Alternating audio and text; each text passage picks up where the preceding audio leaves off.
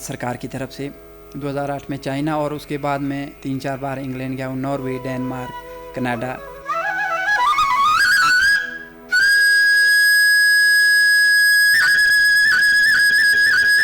संगीत ऐसी है जिसमें हम दोनों चीज़ एक साथ कर सकते हैं। मेडिटेशन, ध्यान तो आपका लगता ही है जब आप कोई भी चीज़ बजा रहे हैं।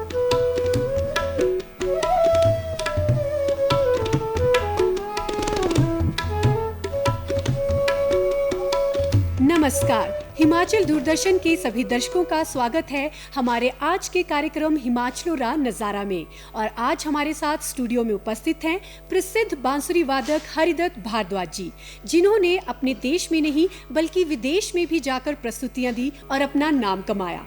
तो चलिए मिलते हैं हरिदत्त भारद्वाज जी से। आपका स्टूडियो में स्वागत है।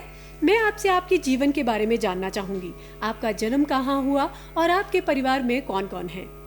मेरा जन्म गांव शरेया, तहसील ठेउक, डिस्ट्रिक्ट शिमला में हुआ जी। मेरे घर में मेरे माताजी, पिताजी और मेरी 2 बेटियां और मेरी वाइफ।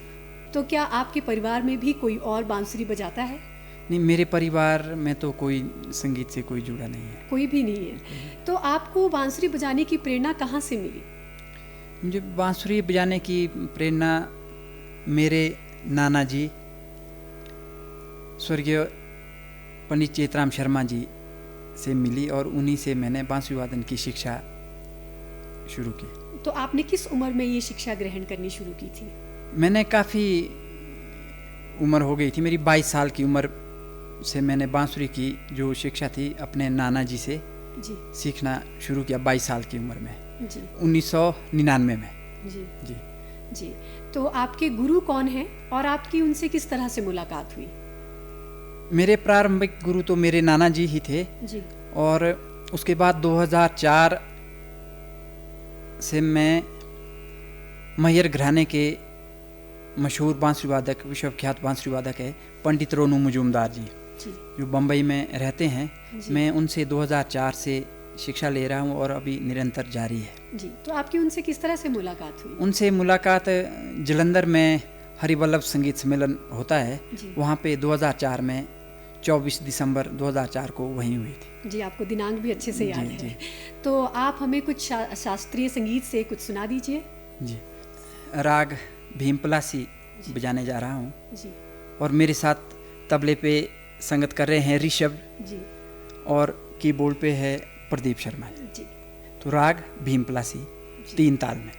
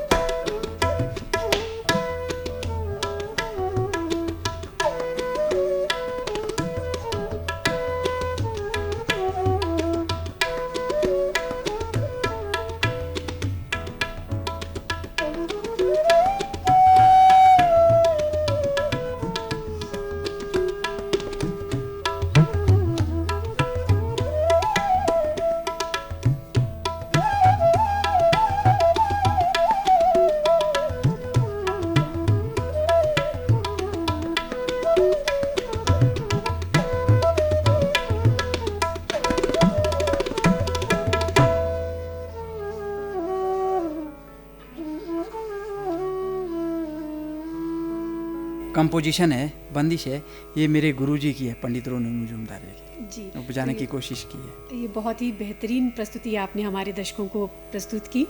मैं आपसे जानना चाहूँगी कि आपने कहाँ कहाँ परफॉर्म किया है? मैंने हिमाचल में तो हर जगह, हर फेस्टिवल में परफॉर्म किया है जी। और हिमाचल के अलावा पूरे भारतवर्ष में जी। प्रोग्राम के लिए जाता रहता हूँ और गुरुजी के साथ भी मुझे सौभाग्य मिला है। बड़े बड़े जो नेशनल लेवल के मंच है शास्त्रीय संगीत के, जी। उसमें बजाने का मौका मिला है। जी। और भारत के बाहर मैं 2008 में चाइना गया था। जी। भारत सरकार की तरफ से 2008 में चाइना, और उसके बाद में इंग्लैंड 3-4 बार इंग्लैंड गया हूँ, नॉर्वे, डेनमार्क, कनाडा, उधर भी मुझे बजाने का मौका मिला। तो ये अपने आप में बहुत बड़ी उपलब्धि है। मैं आपसे ये जानना चाहूँगी कि आपको किन किन पुरस्कारों से नवाजित किया गया है?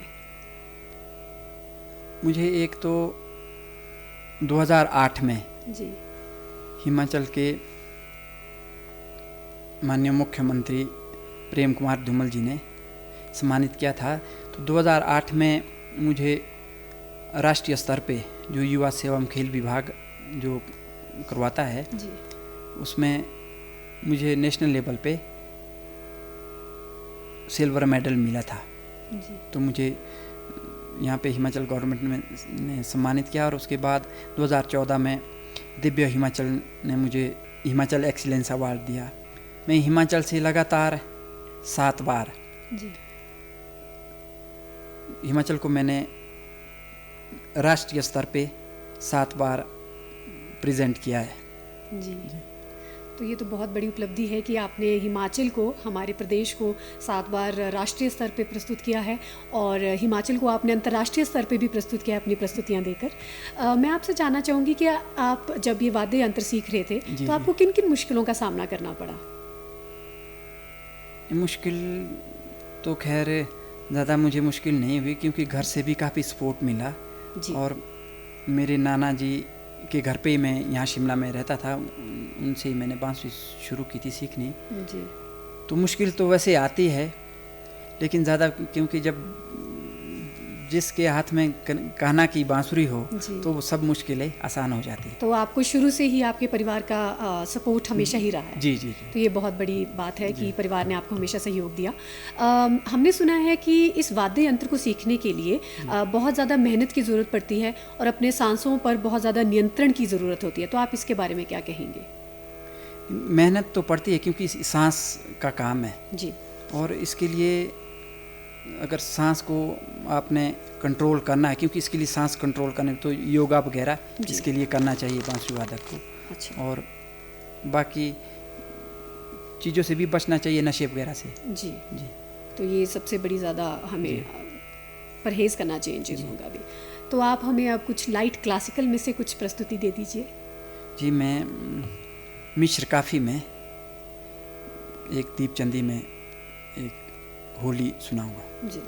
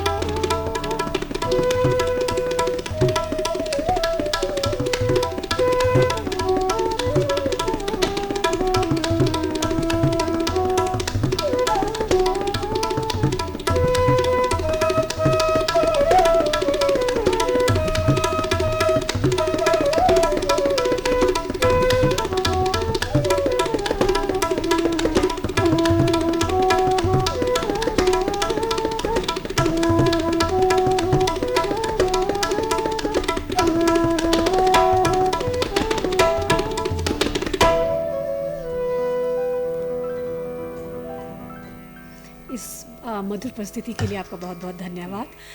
मैं आपसे जानना चाहूँगी कि आप हमेशा से ही बांसुरी वादक ही बनना चाहते थे या आपके भी कुछ और सपने थे? नहीं, मुझे बचपन से म्यूज़िक का शौक़ था, तो ये मैं बचपन में कभी ढोलक भी बजाया करता था, कभी गाया भी करता था, लेकिन मैंने लास्ट में बांसुरी को चुना। तो ऐसा क्यों? क्योंकि बांसुरी का मुझे ज़्यादा शौक़ था। जी जी। तो मतलब आप हमेशा से ही सोच चुके थे कि आपको बड़े होकर बांसुरी वादक ही बनना है। जी जी। और आप दिन में कितना रियाज़ करते हैं? दिन में जैसे जैसे टाइम मिलता है तो मैं रियाज़ करता हूँ। 2 घंटे 2.5 घंटे इतना रियाज़ मैं अब भी डेली कोशिश करता हूँ कि करूँ। जी। तो इतना रियाज़ करके ही आप ये प्रस्तुति देते हैं। जिस तरह से आप अपने देश के अलावा अन्य देशों में भी गए, तो किस देश में जाकर आपको बहुत अच्छा महसूस हुआ और कुछ अपने एक्सपीरियंस के बारे में बताएं। बाहर इंडियन क्लासिकल म्यूज़िक को बहुत ज़्यादा पसंद करते हैं। जी। जो इंडिया के बाहर इंडियन क्लासिकल म्यूज़िक जो सुनते हैं, जो इतना प्रचार प्रसार हुआ, जी। इसमें सबसे बड़ा योगदान है भारत रत्न पंडित रविशंकर जी का। जी। उनका योगदान है। तो बाहर मुझे सबसे ज़्यादा जो आनंद आता है वो इंग्लैंड में मुझे काफ़ी, क्योंकि काफ़ी सालों से जाता हूँ तो काफ़ी श्रोता जान पहचान के भी हो गए, लेकिन बहुत प्यार मिलता है और बहुत अच्छा लगता है। जी।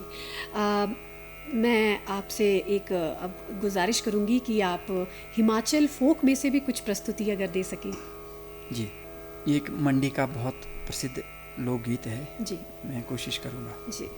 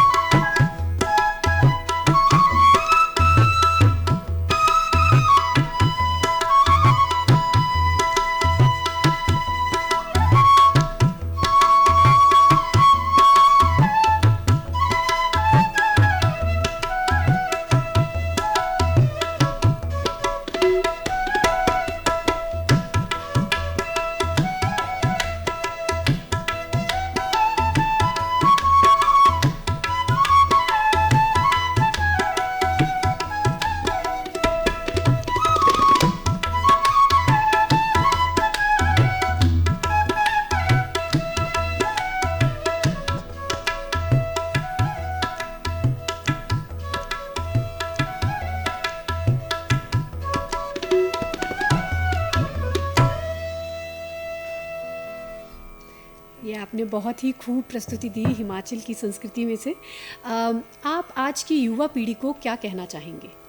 जो आजकल म्यूज़िक सीख रहे हैं या सीखना चाहते हैं, मैं यही कहना चाहूँगा कि एक तो सबसे ज़्यादा रियाज की ज़रूरत है। और एक अगर आप संगीत को एक हम जैसे पूजा करते हैं जी, अगर उस तरह से आप पूजा की तरह उसको सीखेंगे तो वो आपके अंदर जल्दी आएगा। और ज़्यादा तो यही है कि रियाज के लिए जितना टाइम हो सके जी, उतना टाइम दें। और जैसा कि आपने कहा भी कि योगा का अभ्यास करें और धूम्रपान से भी दूर रहें, तो आप एक क्योंकि मेडिटेशन, क्योंकि एक संगीत ऐसी है जिसमें हम दोनों चीज़ एक साथ कर सकते हैं। मेडिटेशन, ध्यान तो आपका लगता ही है जब आप कोई भी चीज़ बजा रहे हैं, तो अगर आप एक मेडिटेशन के तरीके से उसको बजाएंगे तो खुद ही मेडिटेशन भी होगा और आपका रियाज भी होगा। जी, हमने सुना है कि महात्मा गांधी की 150वीं जयंती के समारोह में भाषा एवं संस्कृति विभाग के द्वारा आयोजित एक कार्यक्रम में आपने एक बहुत ही बेहतरीन प्रस्तुति दी थी, तो अगर आप वो हमारे दर्शकों के लिए भी सुना दें। ये एक बहुत फेमस भजन है जी, तो गांधी जी काफ़ी बहुत पसंद करते थे जी। ये नरसिंह मेहता जी का लिखा हुआ ये भजन है। वैष्णव जन तो तय नहीं कही है, जो पीड़ पर आई जाने रे। जी, और आपको आई थिंक चीफ मिनिस्टर साहब ने भी पुरस्कार से नवाजित किया था इस कार्यक्रम में। जी,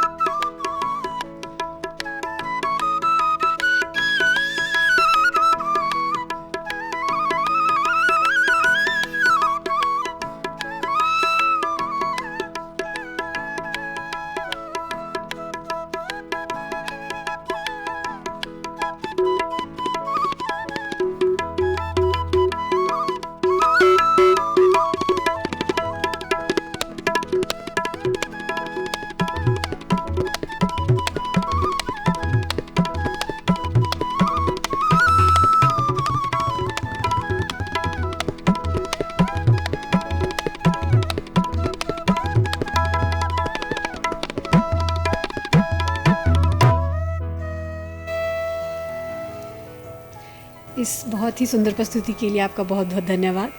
सर, आप हमारे साथ स्टूडियो में उपस्थित हुए और अपने जीवन के बारे में आपने हमसे बातचीत की और युवा पीढ़ी के लिए संदेश दिया और भिन्न भिन्न प्रकार की प्रस्तुतियाँ हमारे दर्शकों के लिए दी, तो इसके लिए आपका बहुत बहुत धन्यवाद। सभी दर्शकों का भी धन्यवाद जो इस कार्यक्रम को देख रहे हैं, और दूरदर्शन का धन्यवाद मुझे यहाँ कार्यक्रम प्रस्तुत करने के लिए, इनवाइट करने के लिए। जी, अब वक्त हो चला है आपसे विदा लेने का। आपसे फिर मुलाकात होगी अगले कार्यक्रम में। तब तक के लिए धन्यवाद।